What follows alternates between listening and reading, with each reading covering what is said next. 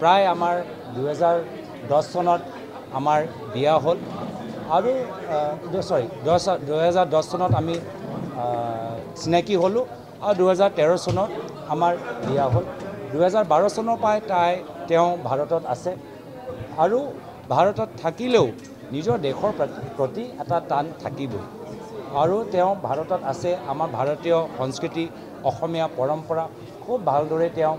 গ্ৰহণ কৰিছে স্বীকাৰ কৰিছে এজন ৰাজনীতিবিদৰ লগত বিয়া কৰি মোকতো বেছি দেখাই নাপায় নিজে অকলে নিজৰ আমাৰ দুয়োগৰাকী ল'ৰা ছোৱালীক ডাঙৰ কৰিছে তো তেওঁ যথেষ্ট এটা গুৰুত্বপূৰ্ণ ভূমিকা তেওঁ পালন কৰিছে ভাৰতৰ বোৱাৰী হিচাপে অসমৰ বোৱাৰী হিচাপে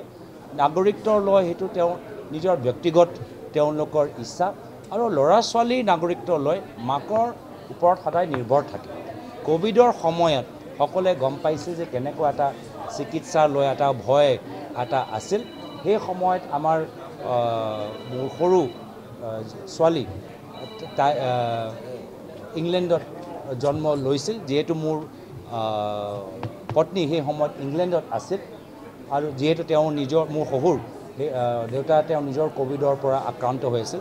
আৰু সেই সময়ত কোভিডৰ সেই স্থিতি চাই যদিও মোৰ পুত্ৰৰ সেই সময়ত ভাৰতীয় এটা পাছপোৰ্ট আছিল কোভিডৰ স্থিতি কি হ'ব কি নাযায় কি আমি নজনাকৈ সেই সময়ত মাকৰ লগত দুয়োজন সন্তান একে পাছপোৰ্ট থাকিলে আমি আমাৰ সেইটো ব্যক্তিগত এটা চৰ্চা কিন্তু এইটো হ'ল আমাৰ ব্যক্তিগত এটা নিৰ্ণয় আমাৰ ঘৰুৱা ভিতৰত এটা কথা কিন্তু এইবোৰ চব কথা উত্থাপন কৰি মই ভাবোঁ মুখ্যমন্ত্ৰী নিজৰ পৰিয়ালৰ যোগেদি অসমৰ চুকে কোণে যে মাটি কিনি আছে নিজৰ পৰিয়ালৰ যোগেদি আজি চৰকাৰী ঠিকা আজি পৰিয়ালৰ কোম্পানীসকলক দিয়া গৈছে পৰিয়ালৰ এজন সদস্যৰ নামত 17টা কোম্পানী এজন সদস্যৰ তাত ডিৰেক্টৰ হৈছে নিজৰ পৰিয়ালৰ যোগেদি যি অবৈধ কামবোৰ কৰি আছে সেইখিনি কামবোৰ তললৈ পেলাবলৈ এই ধৰণৰ অভিযোগ বা এই ধৰণৰ কথাবোৰ ব্যক্তিগত কথাবোৰ তেওঁ ৰাজহুৱা কৰি আছে এটা কথা কৈছে আপুনি